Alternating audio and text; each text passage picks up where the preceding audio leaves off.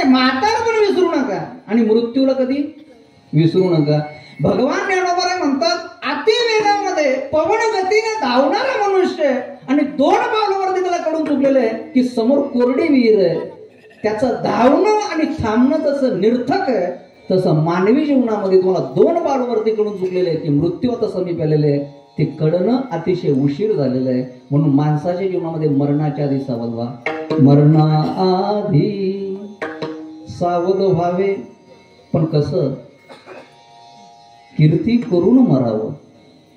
जीवन जगता प्रत्येकाला येतं, पण जगावं कसं याचं फक्त दिग्दर्शन आणि मार्गदर्शन करणारं एकच असेल तर ते म्हणजे व्यासपीठ आहे. विढाला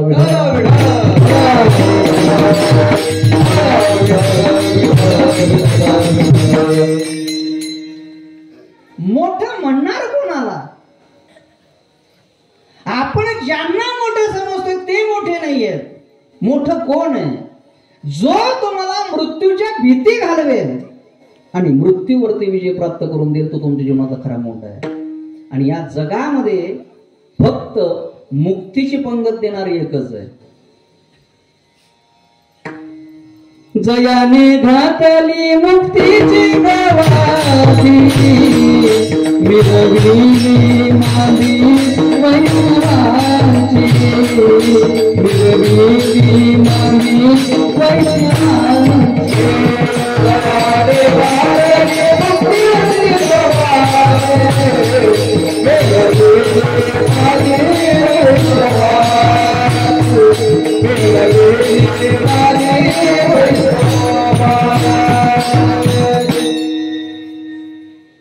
लोक पंगत देतात कशाची? वांग्याची भाजीची आणि चपात्यांची. तुम्ही अन्न दान करतात, पण माझे ज्ञानोबा आहेत पंगत देतात कशाची? मुक्तीची पंगत देतात. जयाने घातली मुक्तीची गवाही. फक्त काय करावं लागेल? तुम्हाला विश्वास तसा ठेवावा लागेल. तसा विश्वास आमच्याकडे नाहीये. आम्हाला कोण काय देईल त्याच्या पाठीमागे आम्ही लागलेलो आहे. चमत्कार करणारे ज्ञानोबांनी भिंत चालवली हा चमत्कार नाहीये. ज्ञानोबांनी रेड्याच्या मुखातून वेद बोलवला हा चमत्कार नाहीये. ज्ञानोबांनी वयाच्या 16व्या वर्षी जगातले सगळे सिद्धांत ज्ञानेश्वरीमध्ये लिहून दाखवले हा जगातला सगळ्यात मोठा चमत्कार आहे. विठ्ठल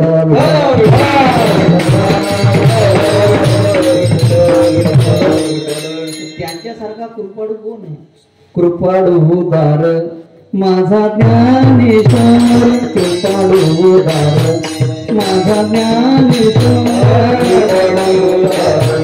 माझा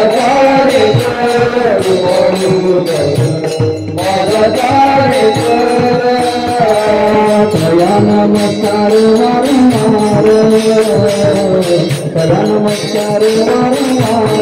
नका हे यादी तुळाचा विचार, नका हे यादी तुळाचा विचार. तया नमस्कार वारंवार, तया नमस्कार वारंवार.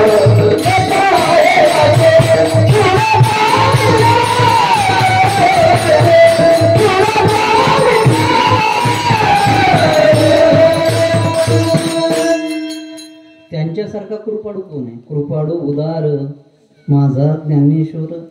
त्यांच्यासारखा कृपाळू कोणी नाहीये. काही कृपाळू असतात पण सज्जनच असतात, सांगता येत नाही. ज्ञानोबा सज्जनी आहे आणि कृपाळू आहे. बहुतेक आपल्याला कृपाळू भेटत नाही, बहुतेक उपाळूच भेटतात. विढाला विढाला कृपाळू क्वचित भेटतात.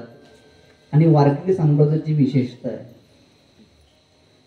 जगद्गुरु तुकाराम महाराजांनी पाहिलं आपलं कोणी नाहीये. पहिला निरोप तुकाराम महाराजांनी पाठवला. कोणाकडे पाठवला आठवतं तुम्हाला? प्रमाण तुम्ही सर्वाधिक संत, तुम्ही सर्वाधिक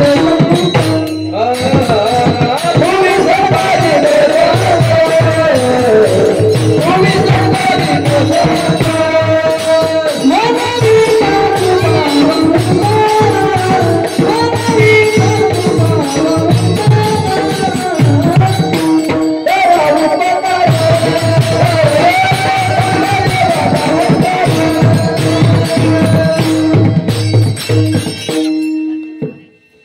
म्हणजे तुकाराम महाराज तुमच्या आमच्या कानपट्ट्यामध्ये मारले. स्वतःला तुम्ही कृपाळू म्हणतात, सज्जन म्हणतात, सनकाधिक म्हणतात, पण निरोप परिपूर्ण पाठवते तुम्ही. सनकाधिक संत काय निरोप पाठवा? तुका म्हणे मूळ लवकरी पाठवा. आता मी महिला मातांना प्रश्न विचारणार आहे. मूळ हे कुठून पाठवलं जातं? माहेरावरून पाठवलं जातं. आणि ज्ञानोबा तुकाराम महाराजांचं माहेर कुठलं आहे? माझे माहेर पंढरी आहे भिवरेच्या तीरी. माहेर कुठे आहे? पंढरपूर. मूळ कुठून पाठवायचं आहे? आणि तुकाराम महाराज मूळ कुठून मागताय? मूळ लवकरी पाठवा. मग काय अर्थ आहे? कागा सासुरवासी माझा केले भगवंता, कागा सासुरवासी माझा केले भगवंता, कागा सासुरवासी माझा केले भगवंता, कागा सासुरवासी माझा केले